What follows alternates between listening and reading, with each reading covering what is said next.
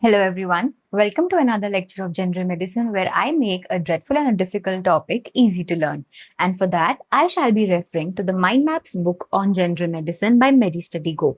Why is this a book which you need? Because this book does not contain boring bookish language. Instead, it contains mind maps, which is a circular form of the topic in characterized headings, which makes it very easy to memorize the topic.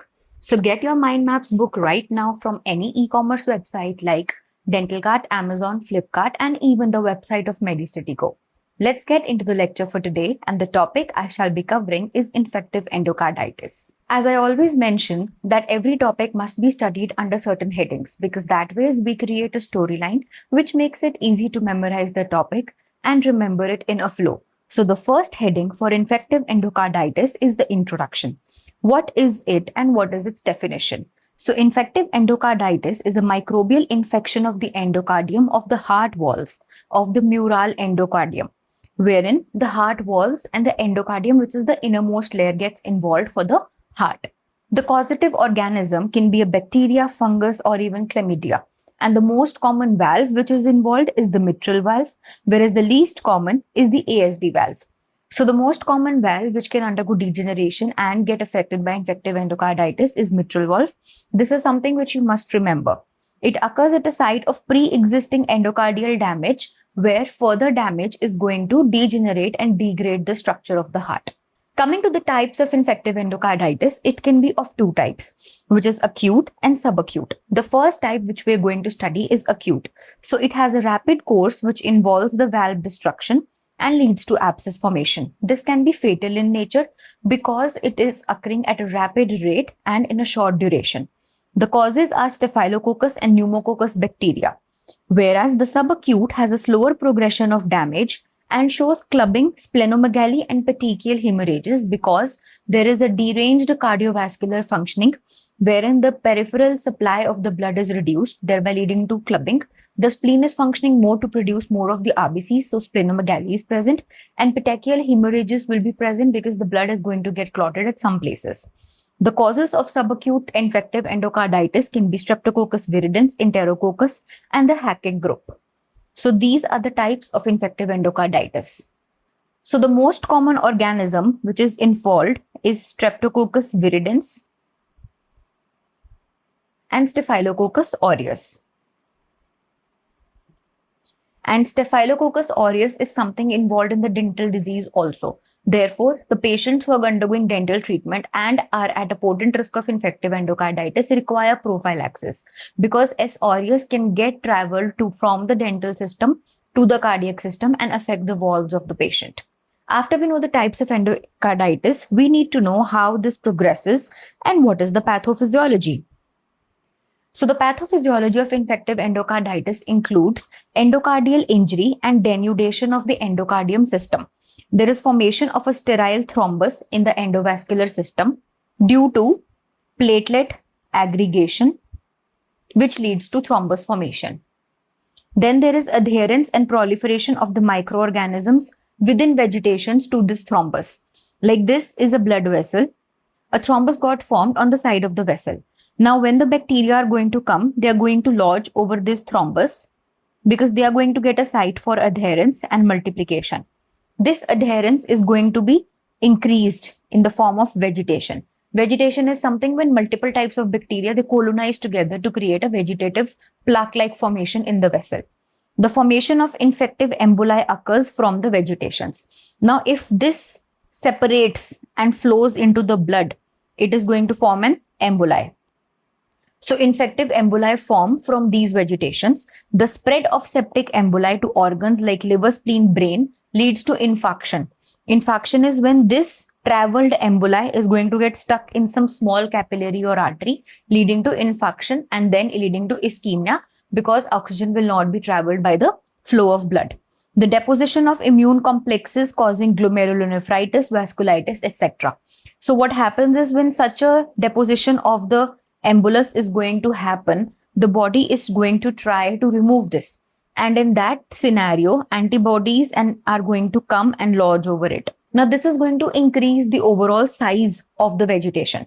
So this size which is increased, this whole complex is going to get deposited in the capillaries and arteries. For example, in glomerulonephritis, the glomeruli which are present in the kidney, they are get lodged by these complexes, and this will lead to a difficulty in the passage of the blood, and therefore further defects and deranged system is going to happen. So glomerulonephritis, vasculitis, etc. occurs because of the deposition of these antibody and vegetative complexes. After we know the pathophysiology, we need to know what the disease look like and what are its clinical features. So what are the clinical features of infective endocarditis? First and foremost is fever and chills. Some characteristic features which we see is retinal hemorrhage, which is hemorrhages in the retina, leads to the formation of Roth spots. Then there are going to be splinter hemorrhages seen in the finger. Then there are two types of lesion, Janeway lesion and Osler nodes. Janeway lesions are painless, whereas Osler nodes are painful. The Janeway lesions can occur on the palm or on the sole, whereas the painful Osler nodes can occur on the hand and the toes. So these are the two types of lesions which can be seen in the patients of infective endocarditis. Other than this, there is going to be glomerulonephritis as we studied right now, and arthritis because the complexes are going to get deposited in the joints as well. Other than this, there is heart failure, bacterial colonization and arrhythmias because the blood vessels in the heart will also be damaged and the valve structure is going to be deranged, thereby decreasing the pumping of the heart, and the cardiac output will be decreased, thereby leading to all the manifestations of cardiovascular diseases like heart failure and arrhythmias. Once we know the clinical features, we need to know how to investigate a patient for infective endocarditis and come to a conclusive diagnosis. For that, we need to culture the blood. Venous blood is cultured from 3 different sites at 30 minutes apart, and then organisms and infection present in the blood is checked for. Serology can be done wherein organisms are used to culture and negative culture is ruled out. ECG can be used to check the functioning of the heart, wherein site and size of the vegetation can be checked, and underlying heart disease can also be ruled out. Maybe the valve itself was deranged, which got attracted to the vegetations of the bacteria. Then the blood tests can be done, which shows normocytic normochromic anemia, which means the RBC structure and the quantity is fine, but still there is anemia because the blood is not traveling as it should. Leukocytosis, which means increase in the number of lymphocytes and the WBCs. There's going to be high ESR and CRP because the rate of infection is high. Raised urea and creatinine because if the kidney gets involved, glomerulonephritis occurs, urea and creatinine will not be filtered by the kidney. So this is how the vegetation looks like in the heart. The mitral valve gets involved like this.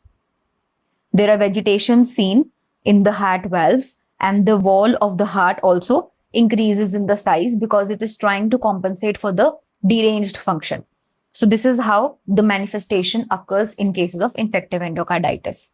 Now, once we know the investigation, we need to treat this patient who has been confirmed for infective endocarditis. And for that, we need to categorize the patient according to the severity of disease. For that, we use the modified Duke's criteria, which is based on clinical, laboratory and echocardiographic findings, which is clinically what is seen in the lab and on the ECG. Definitive diagnosis is made when 2 major or 1 major and 3 minor or all 5 minor criteria are present. That is 2 major, 1 major with 3 minor, or all 5 minor criteria are present. Any of these 3 situations is a positive case for infective endocarditis. So the major criteria includes positive blood culture, wherein 2 separate cultures are taken for typical organisms and they should be positive. Evidence of endocardial involvement is seen on the ECG. These 2 are major criteria.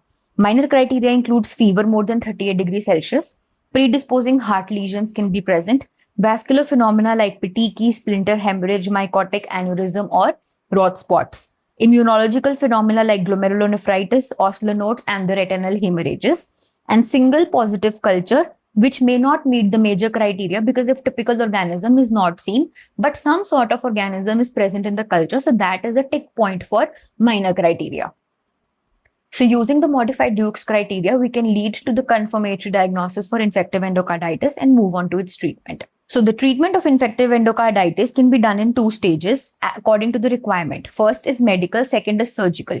Surgical is obviously going to be used in severe cases. So first is medical. wherein empirical treatment involves the giving of antibiotics. Because some infection is present, bacteria is causing this disease, we need to control the bacterial load, and for that we give antibiotics like benzyl penicillin and gentamicin.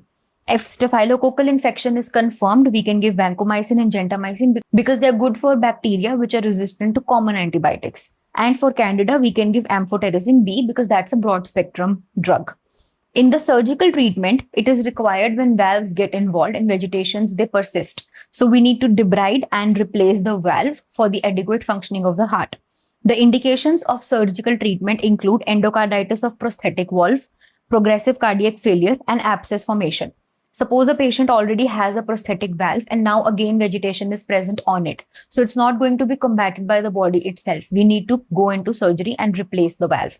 Secondly, if progressive cardiac failure is occurring, the heart is not able to function correctly, we need to replace the valve, go in surgically and debride the valve or the heart tissue. And lastly, if abscess has been formed that cannot be corrected itself, it either needs to be drained out, debrided, and replacement might be required. After the treatment, if the treatment is not performed adequately, what are the complications which can happen in case of infective endocarditis? The most common is thromboembolism, wherein the thrombus in the wall of the artery gets dislodged, becomes an emboli, and goes and lodged into a distant capillary or artery. There can be perforation and the rupture of heart wall or the septum of the heart, myocardial abscess, which is abscess of the myocardium, suppurative pericarditis, wherein all three layers of the heart shall be involved and they are going to be suppurative in nature, pus is going to be present. Valvular dysfunction with heart failure. So these are the complications if the treatment is not done timely or adequately. Now, if a patient is coming for dental treatment and you know that he is potent or viable towards infective endocarditis, that patient requires prophylaxis so as to prevent the advent or the increase in the susceptibility of infective endocarditis. For that, we need to study the prophylaxis of infective endocarditis. Indication includes dental treatments like tooth extraction, perio procedures, root canal treatment, implant placement. All of these are basically invasive procedures which are going to be dealing with the involvement of blood. Respiratory procedures like bronchoscopy, gastrointestinal procedures like endoscopy, etc., and genitourinary procedures. Anywhere where blood is going to be involved from one organ system to another, we need prophylaxis because the bacteria can get spread via the hematogenous route. So antibiotics are given via oral route, that is amoxicillin is given 2 gram in the cases of adult and 50 milligram in the cases of child per kg of body weight. If the patient is not able to take oral drugs, then IV injection of ampicillin, cefazolin or ceftriaxone can be given. If the patient is allergic to normal penicillins, then oral drugs like cefalexin, azithromycin and clarithromycin can be given. And if oral is not possible, then cefazolin and ceftriaxone IV can be given. All of these drugs are given 1 hour before the procedure so that the load of the antibiotics in the blood increases and any susceptibility towards the bacteria attacking the valve or the heart muscle decreases. This is how prophylaxis works. Basically, we are increasing the good amount and not actually decreasing the bad amount.